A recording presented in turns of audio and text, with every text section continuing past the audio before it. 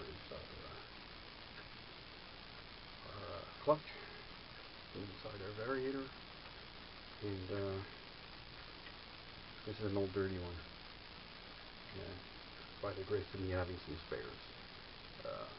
I got one already prepared that we're going to be building. When you take them apart, you might notice that there's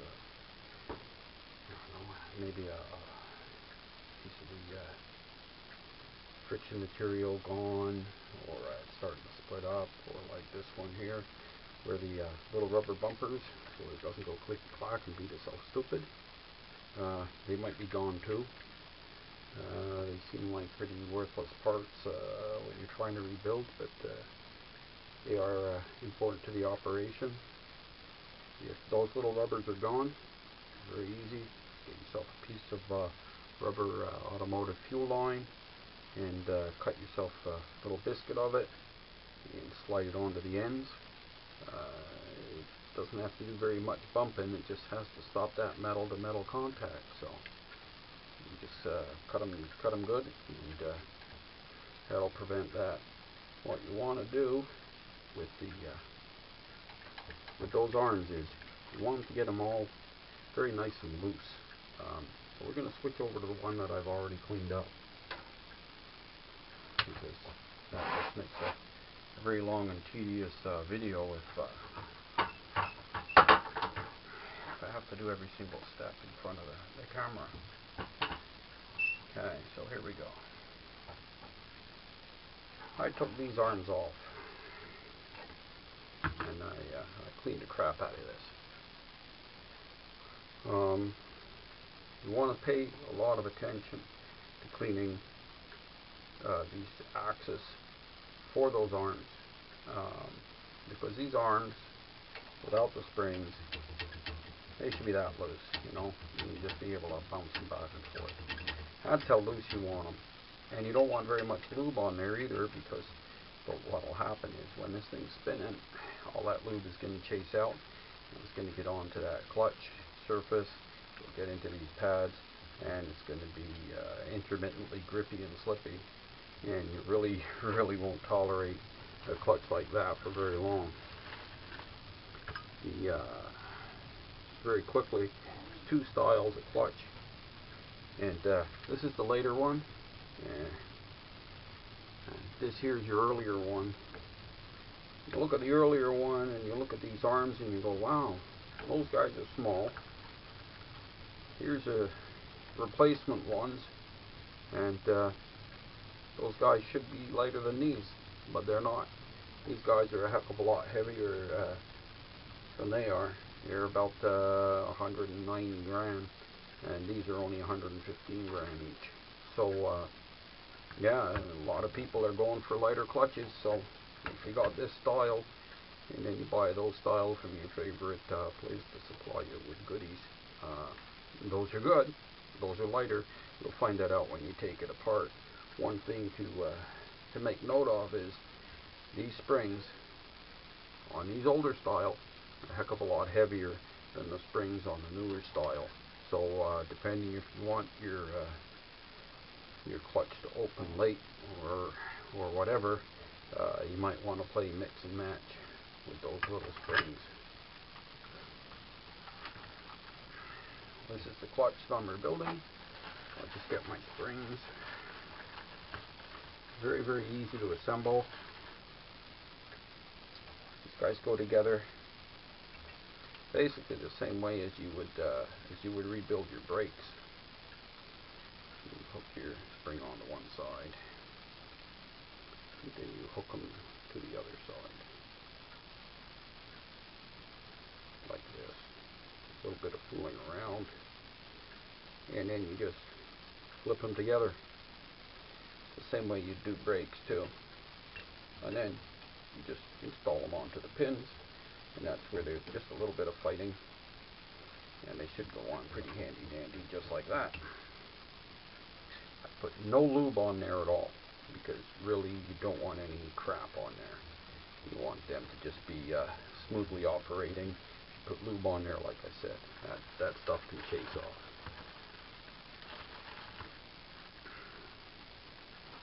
You also want to install a couple of washers on there so that they're nice and slidey.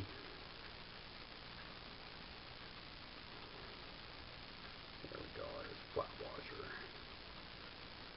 wave washer. Always goes in that order. Flat washer, then the wave washer. Some people say wave is upside down, downside up. It really doesn't care. You can put them this way up, or you can put them that way up.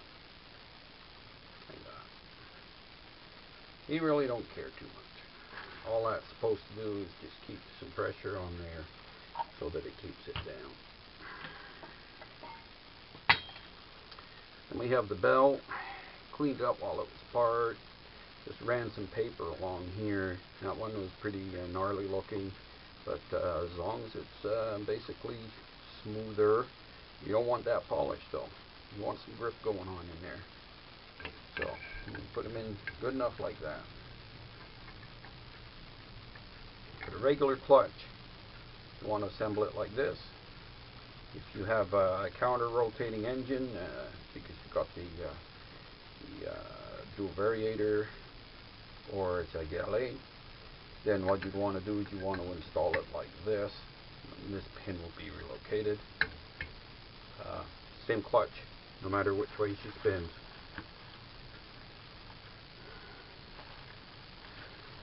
And you got the 4 lovely screws.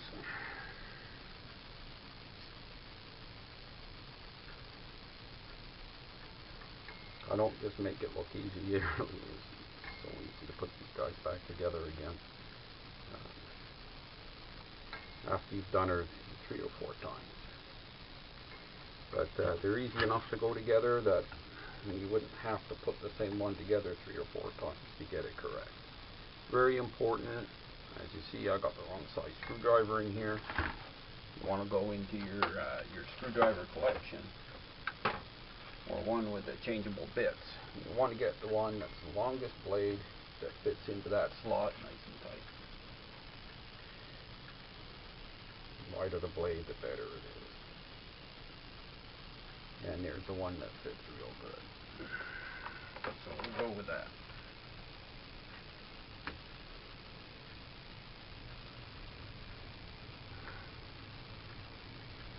I keep telling people use the torque, but you know what? These guys, that's tight. You don't have to worry about the fact that they spend their life spinning, because that's why the holes are a funny shape in the belt, because there's a spot where you can lock them. So if you don't over tighten these guys so that they're going to fracture when you try to take them apart, then your life will be so much easier. Because if you ride daily, you do a lot. You'll be ordering another pair of these things in those arms because the little pads are worn out, or you'll be finding out ways to replace that pad material. And you'll want to take this apart. So don't do the lock tight and all that crap. No good mechanics ever came in a tube. Just saying. Now, we got those guys in like that. What I meant by funny shaped holes. Here's another one, nice and dirty, but as you see, there's like 2 little notches on each of the screw holes. Once you got your screws snugged up really nicely, what you do is you take your screwdriver and a hammer, and the one that is most convenient to give a shot to, give her a shot, just like that. What happens is it puts a nice little dimple. The dimple squishes a little bit of metal into that slot. Those things aren't going to come undone by themselves. They'll need some mechanical assistance to do that.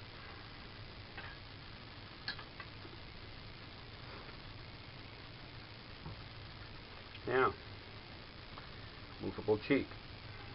You want to put that on, and lucky me, 4-ball cage.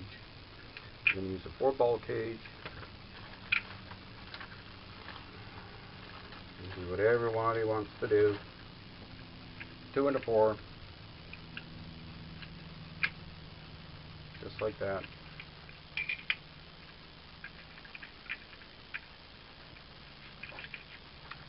Can't find a 4-ball cage. What you can do is you can get a 3-ball cage. Here's one like this. You get 2 of those. You slice them about there. Use this half and do the same thing with your original one, and use the other half so you've got 2 as close as possible to 180 degrees out from each other. That'll work the same as the 2-ball and the 4 cage. The closer you are to 180 degrees out, the better the balance is. If you're spinning the heck out of that motor, you probably wouldn't want one of these variators on there anyway. But there we go. And this guy goes back on.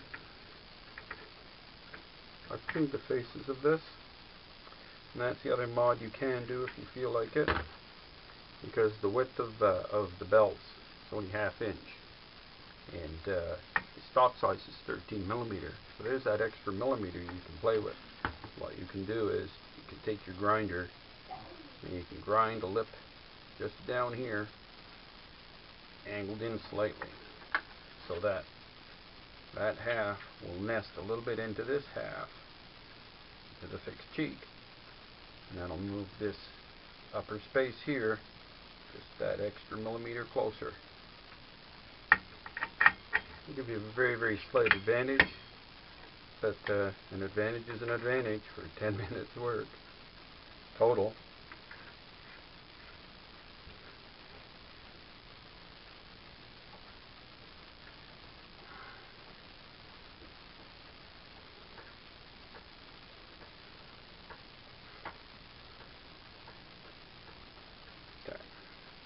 A lot of folks want to take the crap out of that. You don't have to. You really don't have to. Because this guy is a lefty. And so being a lefty, right hand against left hand, you know what? Those two are going to walk together and they're not going to go anywhere. I just have to tighten that up. And I forgot my my torque wrench out at the garage. So reef her up real nice with the torque wrench, and that's her rebuilt. Then just take off our tool here, throw the lid back on. Before you throw the lid back on, what you would do is you would fill it up with your components, which would be, you put the bearing in first.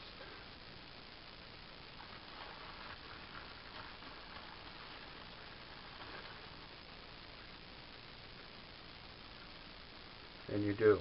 Out of the 3 washers it comes with, some of them are only 2. If you only got 2 washers, you put in 1 washer. Put in the inside screw arc, you put the second washer, put the outside screw arc. You have 2 washers, you have the 2 of them, and then the outside screw arc. Throw them all in there. And that little screw arc, once you push it all the way down, it's going to go click, as you know. Once you got them all together, you can just take this and just throw it straight onto your crankshaft. And when you hear a click, this guy's reinstalled, and the only thing that's going to get her off is to go all the way down the well with those tiny little circlip pliers. Take that guy out, get out them 2 darn washers, take this guy out, and you can be able to withdraw it again. And that's the biggest pain in the arse to get apart. So you want to make sure you've done all of this correctly, you got it all nicely torqued and everything before you throw it on, because there's no such thing as test fitting if you got those screw arcs in place, because test fitting means you're going to start becoming a real expert at picking them true arts out. And that's about all I got to say about the variators at the moment.